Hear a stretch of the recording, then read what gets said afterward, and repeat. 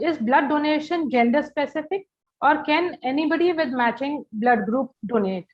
And ma'am ये साथ में और भी पूछती हैं कि blood donation, who can blood donate and who cannot donate blood? Okay.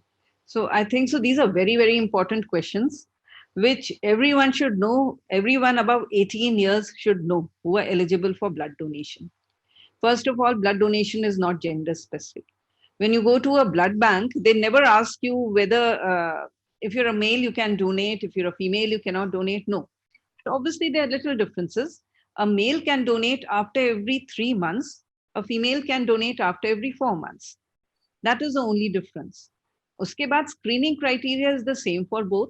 दोनों की हीमोग्लोबिन 12.5 ग्राम % से ऊपर होनी चाहिए, चाहे वो 3 महीने पे डोनेट कर रहे हैं चाहे 4 महीने पे डोनेट कर रहे हैं. So it is not gender specific. And once you donate blood, it becomes a unit. It is neither male, female, it has no name, it has an ID. So don't worry, blood donation is not gender specific. दूसरी बात जो हमने ये समझ में आई, आप कह रहे हैं कि ब्लड डोनेशन मैच करके, ग्रुप मैच करके मिलेंगे. तो देखिए आज की तारीख में replacement, there are 2 type of donations. Voluntary जिसे हम कहते हैं स्वैच्छिक रक्तदान, और रिप्लेसमेंट डोनेशन होता है जो बदले में ब्लड देते हैं. वॉलंटरी डोनेशन और स्वैच्छिक रक्तदान सबसे अच्छा डोनेशन होता है. क्यों? क्योंकि हम इसमें डोनेट कर रहे हैं और हमें बदले में कुछ नहीं चाहिए. जब कोई निस्वार्थ भाव से सेवा होती है तो उसमें कहीं कुछ चीज जुड़ी नहीं होती, तो सबसे प्योर सेवा होती है. और इसके मतलब कि आप कोई बात छुपाते नहीं है, ना अपनी बीमारी की, ना कोई अपनी कमजोरी की, और जो बिल्कुल हेल्दी ब्लड ही आप देते हैं. और एक चीज ध्यान रखिएगा, जब भी आप ब्लड डोनेशन करने जाएंगे तो आप, इच्छा आपकी है, लेकिन आपके स्वास्थ्य का निरीक्षण और परीक्षण करना ब्लड बैंक का काम है. और कहीं भी रूप से आप अस्वस्थ पाए जाते हैं तो आप उस वक्त ब्लड डोनेट नहीं कर सकते, लेकिन आप जागरूक हो जाते हैं स्वयं अपने स्वास्थ्य के बारे में. और दूसरा है, जब आप स्वैच्छिक रक्तदान करते हैं तो आपका कोई ग्रुप नहीं पूछता है कि आप किस ग्रुप का स्वैच्छिक रक्तदान कर रहे हैं. ब्लड ग्रुप नहीं पूछा जाता. दूसरी बात है, जब आपको ब्लड की जरूरत होती है तो आप बदले में ब्लड लेते हैं. आपके मरीज को सपोजिंग ओ पॉजिटिव ब्लड की जरूरत है, तो ब्लड बैंक में रिप्लेसमेंट डोनेशन वो आपको ओ पॉजिटिव ब्लड डोनर लाने को नहीं कहता है. वो आप ए हो, बी हो, ए बी हो, कुछ भी हो, वो आप आके ब्लड डोनेट करेंगे और बदले में ओ पॉजिटिव जांच किया हुआ सुरक्षित रक्त, पूरी तरह से संक्रमण रहित रक्त आपके मरीज को मिलेगा क्रॉस मैचिंग के बाद. सो ये क्राइटेरिया होते हैं जो आपने कहा कि क्रॉस मैचिंग के बाद आप कैसे डोनेशन लिंक्ड होता है. तीसरी जो क्वेश्चन आपने पूछा था, कौन डोनेट कर सकता है कौन नहीं. एनीवन जो 18 to 65 इयर्स के एज के बीच में है डोनेट कर सकता है. पहले लोगों में काफी कंफ्यूजन था कि हम 55 साल के बाद डोनेट नहीं कर सकते. नहीं, आप 65 तक डोनेट कर सकते हैं और रेगुलरली डोनेट कर सकते हैं. तो don't worry, go ahead for donation. वजन आपका 50 किलो से ज्यादा होना चाहिए.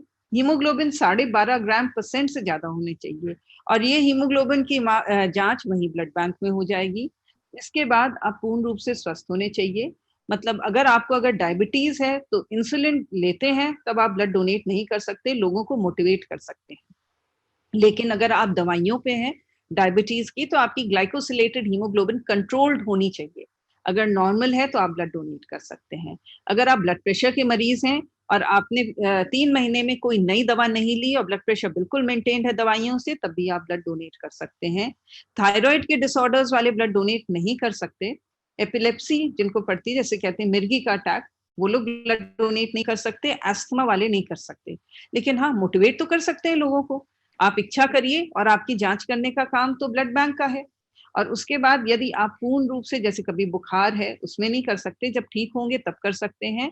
और ये ध्यान रखिए, जब ब्लड डोनेशन करते हैं तो उसके 3 दिन के अंदर आपको कोई दर्द की दवा नहीं खाई होनी चाहिए, क्योंकि उससे क्या होता है कि जो प्लेटलेट्स आपके ब्लड के होते हैं उनका एक्शन खत्म हो जाता है. इसलिए जब वो 3 दिन उनका असर खत्म हो जाता है तभी आप ब्लड डोनेट कर सकते हैं. अल्कोहल का सेवन 2 दिन मिनिमम नहीं होना चाहिए, क्योंकि आपका ब्लड किसी मरीज को जा रहा है.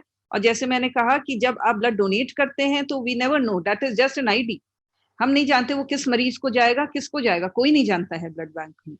तो उसकी क्या स्थिति होगी, क्या सिडेशन होगा. इसलिए जो सोर्स इज वेरी इंपॉर्टेंट. देने वाले की हेल्थ बहुत इंपॉर्टेंट है, क्योंकि उससे लेने वाले का स्वास्थ्य निर्भर करता है. और इसके अलावा कि जब आप कोई HIV, HBV जैसी बीमारियों से ग्रसित हैं तो आप ब्लड डोनेट नहीं कर सकते. आप तभी ब्लड डोनेट कर सकते हैं जब आप पूर्ण रूप से स्वस्थ हैं, आपको कोई बीमारी लग नहीं रही है, जैसे मैंने थोड़ी छोटी-छोटी बीमारियों का बताया आपको, अगर ये थोड़ी छोटी बीमारियां हैं और एक्सेप्टेबल रेंज में है, तब आप ब्लड डोनेट कर सकते हैं, अन्यथा नहीं। तो मैं तो कहती हूँ वो लोग बहुत लकी हैं और सौभाग्यशाली हैं जो जाते हैं और ब्लड डोनेट करते हैं, क्योंकि ये तो एक प्रूफ है, एक मोहर है कि आप बिल्कुल स्वस्थ हो, आपको कोई बीमारी नहीं, और आगे भी शायद आप सदैव स्वस्थ रहें।